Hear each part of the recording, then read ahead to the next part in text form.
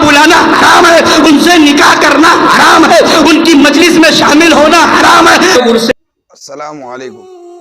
आपने इन मौलवी साहब के बयान में सुना कि ये मौलवी साहब कह रहे हैं कि देवबंदियों की बुराई करना फ़र्ज है। ठीक है, थोड़ी देर के लिए मान लिया जाए कि देवबंदियों की बुराई करना फ़र्ज है। अगर ये अपनी बात में सच है तो उनसे सवाल किया जाएगा कि फ़र्ज किसे कहते हैं। ज़ाहिर फ़र्ज उसे कहा जाता है जो दलील कतई से साबित हो, यानी जिसका हुक्म कुरान में भी हो और उसका हुक्म हदीस में भी हो। अब ऐसी चीज़ों को फ़र्ज कहा जाता है, जैसे नमाज फ़र्ज है, रोज़ा फ़र्ज है, ज़कात फ़र्ज है, हज फ़र्ज है। इसकी फ़र्जियत का हुक्म कुरान में भी मौजूद है और हदीस में भी मौजूद है। जब दोनों जगह ये हुक्म मौजूद हो तो ये फ़र्ज बढ़ करके सामने आ जाता है। लेकिन जिसका हुक्म सिर्फ कुरान में हो या उसका हुक्म सिर्फ हदीस में, वो चीज़ फ़र्ज नहीं कहलाती है।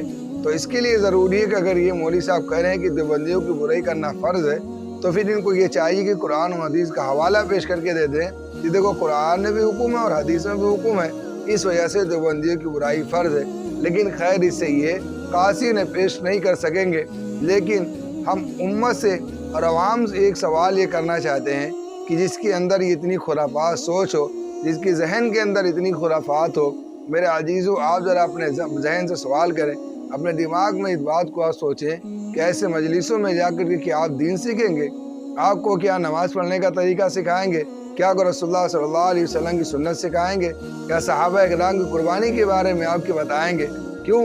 इसलिए कि उनके यहाँ जो चीज़ फ़र्ज़ है वही चीज़ वो बताएंगे। जैसे हमारी मजलिसों में हम समझते हैं कि नमाज़ फ़र्ज़ है और नमाज का तरीका और नमाज की तरगीब आपको दिलाएंगे, ना कि उससे हम दूर करेंगे। बल्कि ये मौलवी ये कह रहा है कि देवबंदियों की बुराई करना फ़र्ज़ है, यानी हर मजलिस में चाहे थोड़ा हो चाहे ज़्यादा हो, देवबंदियों की बुराई ज़रूर की जाए। इससे बढ़ कर के मैं एक सवाल और ये करना चाहता हूँ कि ये सारी ज़िंदगी रटते रहे कि देवबंदी काफिर, देवबंदी काफिर, लेकिन इससे ये भी सवाल होना चाहिए कि आखिर इतनी बात कहने से खुद इनके ईमान के अंदर कितना गरम और इनके ईमान के अंदर कितनी हरारत पैदा होगी। आखिर ये सारी बातें कहते कहते इन लोगों ने अपना पूरा वक्त बर्बाद कर लिया।